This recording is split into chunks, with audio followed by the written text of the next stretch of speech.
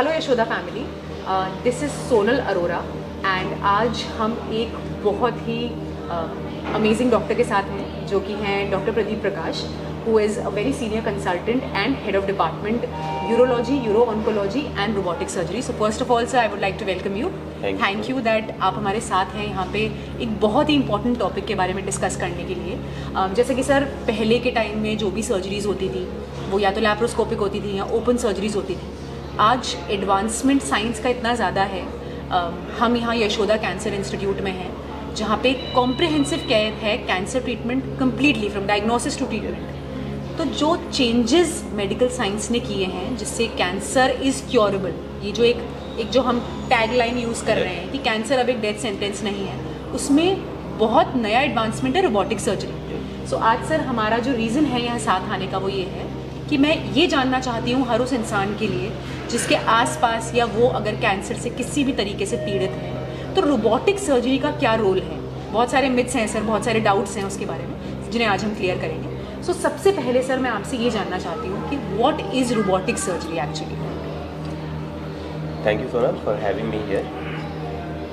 Robotic surgery is a very exciting development जो कि पिछले 20 सालों में जो कि हुई है। 2000 के आसपास के रोबोटिक सर्जरी की स्टार्टिंग हुई थी। रोबोटिक सर्जरी की स्टार्टिंग ये भी बहुत इंटरेस्टिंग है एक्चुअली कि ये स्टार्टिंग तो हुई थी वो एक्चुअली कार्डियक सर्जरी के में एप्लीकेशन के लिए, बट समहाउ ये इसका रोल सबसे ज़्यादा प्रोस्टेट कैंसर के ट्रीटमेंट में पाया गया, क्योंकि प्रोस्टेट कैंसर का जो ट्रीटमेंट है, जो उसकी सर्जरी होती है वो बहुत ही डिफ़िकल्ट होती है। प्रोस्टेट एक बहुत ही डिफ़िकल्ट लोकेशन में सिचुएटेड होता है जो कि हमारी बॉडी के पेल्विक एरिया में बिल्कुल एकदम डेप्थ में बोन्स के बिल्कुल नीचे होता है, जहाँ तक इवन ओपन सर्जरी में भी एक अच्छा विजन नहीं मिलता, बहुत ही मुश्किल से पहुँच पाते हैं। और स्पेशली जो उसकी सर्जरी के दौरान और जो यूरिनरी रिकन्स्ट्रक्शंस वगैरह में ना ही ढंग से उसमें टाँके आ पाते थे और खासकर ब्लीडिंग बहुत ज़्यादा होने की वजह से ये सर्जरी बहुत ही चैलेंजिंग सर्जरी में मानी जाती थी और इसके रिजल्ट्स बहुत ही पुअर थे। रोबोटिक सर्जरी ने इन रिजल्ट्स को बहुत ही ज़्यादा इम्प्रूव किया और प्रोस्टेट कैंसर के ट्रीटमेंट ने ही एक्चुअली रोबोटिक सर्जरी को इस्टेब्लिश किया। तो इन समरी हम ये बोल सकते हैं कि yes, urology is the field जिसने रोबोटिक सर्जरी को इस्टेब्लिश किया। अब बहुत ही जो कॉमन लोगों की जो मन में भ्रांति है और जो मन में डर है कि रोबोटिक सर्जरी है क्या, कहीं ऐसा तो नहीं होता कि सर्जन बैठा रहता है और रोबोट ऑपरेट कर रहा होता है, या कहीं ऐसा तो नहीं कि सब कुछ ऑटो मोड में चल रहा है। तो लेट अस सबसे पहले उस मिथ को क्लियर करते हैं। रोबोटिक सर्जरी एक्चुअली बहुत ही स्पेशलाइज्ड फॉर्म है लैप्रोस्कोपिक सर्जरी का। लैप्रोस्कोपिक सर्जरी में क्या होता है, पहले ब्रीफली सर्जरी 3 तरह की होती है आज के ज़माने में। ओपन सर्जरी जो ट्रेडिशनल ओपन सर्जरी होती है बड़े चीरे के साथ। लैप्रोस्कोपिक सर्जरी जब आई तो वही छोटे इंसिजन के साथ मॉनिटर पे देख के कैमरे की विजन से उसको उस सर्जरी को करने की विधि को लैप्रोस्कोपिक सर्जरी बोली जाती है। जो रोबोटिक सर्जरी है ये एक्चुअली में रोबोटिक असिस्टेड लैप्रोस्कोपिक सर्जरी होती है। मतलब ये एक्चुअली लैप्रोस्कोपिक सर्जरी जैसी ही होती है, छोटे छेदों से कैमरे के विजन में देख के, बट जो कैमरा का कंट्रोल और जो इंस्ट्रूमेंट का जो कंट्रोल है वो सारा एक रोबोटिक कंसोल पे सारा होता है, जिसका कंट्रोल सर्जन के हाथ में होता है। सर्जन जैसे आप वीडियो गेम्स में देखते हो जैसे जॉयस्टिक्स होते हैं, ऐसे ही उसके रोबोटिक कंसोल का कंट्रोल एक जॉयस्टिक की तरह होता है जो कि सर्जन के हाथ में होता है। जैसे जैसे सर्जन अपने हाथ मूव करता है वैसे वैसे रोबोटिक इंस्ट्रूमेंट पेशेंट के एब्डोमेन के अंदर ये मूव करते हैं। सो अल्टीमेटली सर्जरी सर्जन ही कर रहा होता है, ये बस सर्जरी करने का एक तरीका डिफरेंट है जिसकी एक्यूरेसी बहुत ही ज़्यादा है, क्योंकि इसमें 15 टाइम मैग्नीफिकेशन होता है जो नॉर्मल विजन हमारी नेकेड आई का जो विजन होता है उससे। दूसरा जो मोशन हमारे जो नॉर्मल हाथ के मूवमेंट में जो एरर्स होते हैं या जो ट्रेमर्स होते हैं, ये सारे मूवमेंट्स उसमें वो फिल्टर होते हैं। सो जो भी हम उसके सर्जिकल जो भी इंसिजन्स लेते हैं या जो भी हम उसमें फ्यूचर्स लेते हैं, या सारा कुछ ये सब बहुत ही हाईली एक्यूरेट होता है। प्लस रोबोटिक जो इंस्ट्रूमेंट होते हैं they can reach in the difficult to reach area like specially in pelvic surgery. That is why robot आज की डेट में urological and specially gynaecological cancers में भी बहुत ज़्यादा एप्लीकेबल है, इस्तेमाल किया जा रहा है। सर, एक आपने बहुत ही यहाँ पे एक बहुत ही इंपॉर्टेंट पॉइंट आपने खुद यहाँ पे डिस्कस किया कि ये मिथ बहुत ज़्यादा है लोगों में। हमसे सब पूछते हैं कि रोबोटिक सर्जरी का मतलब ये है कि सर्जन तो बाहर ही चला जाता होगा और कोई रोबोट ही कर रहा है, जो कि इन जनरल एक जो नॉलेज है वो यही है लोगों को। सो ये जो पॉइंट है सर आपका कि रोबोट की जगह सर्जन साथ होता है, बहुत ज़्यादा एडवांसमेंट है, बहुत कम कट्स होंगे या बहुत कम ब्लीडिंग होगी या सर्जन के जो हैंड मूवमेंट है वो नहीं होंगे। आई थिंक यही वो एडवांसमेंट है जिसकी वजह से लोग बहुत ज़्यादा आज के टाइम पे रोबोटिक सर्जरी की तरफ ऑटोमेटिकली मूव कर रहे हैं, जैसा कि हम यहाँ पे भी देखते हैं। सर, बहुत इंपॉर्टेंट चीज़ यहाँ पे ये आती है कि इस करंट इरा में क्या रोबोटिक सर्जरी का रोल, जैसा कि अभी आपने बताया, यूरोलॉजिकल और गायनेकोलॉजिकल कैंसर्स में बहुत ज़्यादा है, क्या और कैंसर्स में या इन जनरल सर्जरीज में नहीं है? ये मैं आपसे जानना चाहती हूँ। नहीं, यहाँ एक इम्पॉर्टेंट चीज़ ये है कि रोबोट जैसे जो सर्जन जो ट्रेन लैप्रोस्कोपिक सर्जन्स होते हैं उनके लिए जैसे मिनिमल इन्वेजिव सर्जरी से सर्जरीज करना, जैसे हम लोग रेगुलरली किडनी की सर्जरी, नेफ्रेक्टमी करते हैं, किडनी निकालने की सर्जरी करते हैं, ablative surgery, ablative cancer surgery जिसमें जो पार्ट है बस उसको निकालना है, अगर वो सब चीज़ें एक ट्रेंड लैप्रोस्कोपिक सर्जन लैप्रोस्कोपिक विधि से भी कर सकता है। लेकिन जो रोबोटिक इंस्ट्रूमेंट है, जो रिकन्स्ट्रक्शन के लिए जो कॉम्प्लेक्स जो मैन्यूवर्स चाहिए, जो कि लैप्रोस्कोपिक सर्जरी में बहुत ही डिफिकल्ट है, रोबोट उन मैन्यूवर्स को ईजी बनाता है, नंबर 1।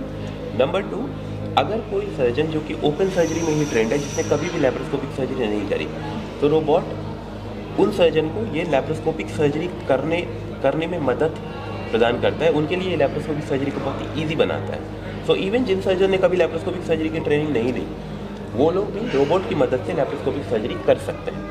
सो ये एडवांसमेंट रोबोटिक सर्जरी को अपने आप में ये एक्यूरेट बनाती है, जिसकी वजह से ऑलमोस्ट अब हर जगह ओपन सर्जरी, अब कई बहुत ही कम सेंटर्स में मेजॉरिटी ऑफ द डिजीज़ के लिए ओपन सर्जरी होती है।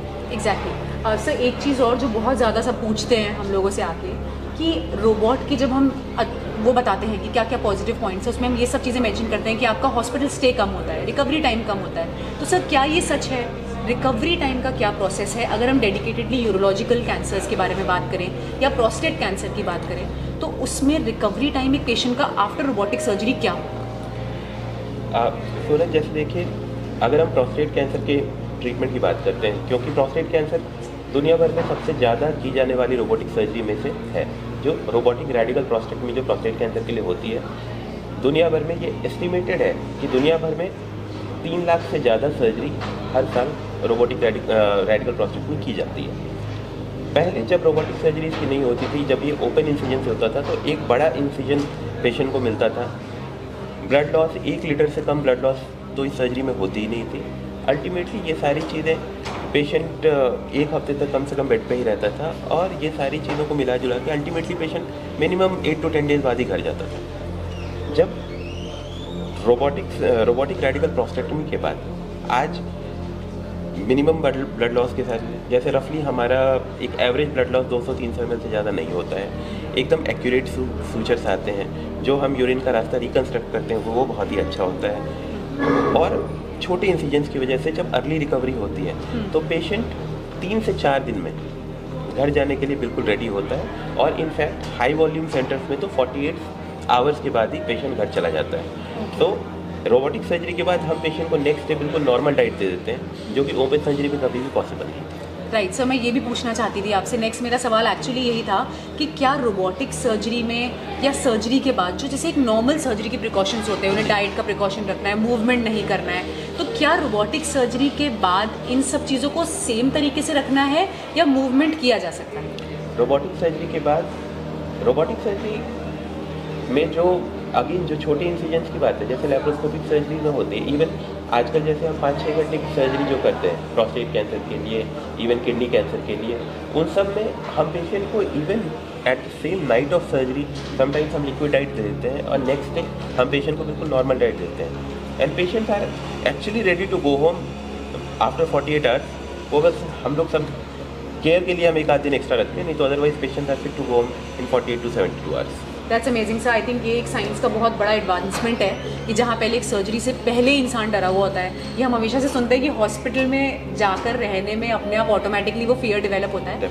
तो अगर सर्जरी के बाद या कैंसर जैसी कोई सर्जरी के बाद अगर पेशेंट 48 आवर्स में वापस जा सकता है, I think this is a boon to the health care industry and cancer के जो भी सारे ट्रीटमेंट्स हैं। रोबोटिक, जैसे आपने पूछा कि रोबोट से अदर कैंसर्स में क्या रोल नहीं है, डेफिनेटली हर उस कैंसर्स में रोबोटिक सर्जरी का रोल है जो कि लैप्रोस्कोपिक विधि से, जो भी एब्डोमिनल कैंसर्स हैं जिसमें जहाँ भी रिकंस्ट्रक्शन की रिक्वायरमेंट है। अगर आंतों के कैंसर में अगर आंतों के काट के अगर जोड़ने की ज़रूरत है, रोबोटिक सर्जरी का वहाँ पे रोल है। गायनेकोलॉजिकल कैंसर्स में हमने डिस्कस किया।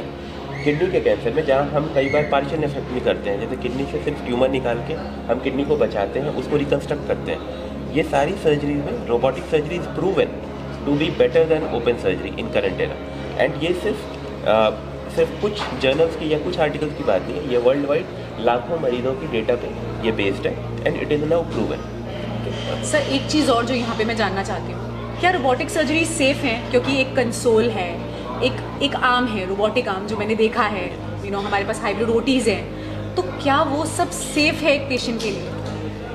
ये रोबोटिक सर्जरी बिल्कुल सेफ है, क्योंकि रोबोटिक सर्जरी करने के लिए भी एक प्रॉपर ट्रेनिंग की ज़रूरत होती है, फेलोशिप्स होते हैं, कम से कम 1 या 2 साल की ट्रेनिंग लेते हैं सर्जन, तभी जाके लोग रोबोटिक सर्जरी करते हैं।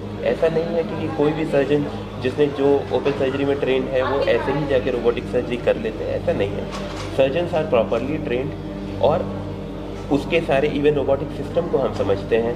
उस सिस्टम को अगर उस सिस्टम में कुछ अगर प्रॉब्लम्स आती हैं, उन प्रॉब्लम्स को डील करना भी हम सीखते हैं ड्यूरिंग आवर फेलोशिप्स। तो इट इज़ कोई भी सर्जन जब रोबोटिक सर्जरी करने जाता है तो वो पहले एक रिगरस ट्रेनिंग से गुजरता है, उसके बाद ही वो सर्जरी करता है। तो definitely it is completely safe and the accuracy of robotic surgery makes it actually safer than open surgery. Amazing sir, क्योंकि आप एक डेडिकेटेड यूरोलॉजी डिपार्टमेंट हेड कर रहे हैं हमारे यशोदा इंस्टीट्यूट में, बहुत प्रिसाइसली मैं जानना चाहूँगी क्या रोल है रोबोटिक सर्जरी का यूरोलॉजिकल कैंसर्स में? सिर्फ प्रोस्टेट कैंसर के अलावा भी सर बहुत सारे यूरोलॉजिकल कैंसर्स होते हैं, क्या रोल है?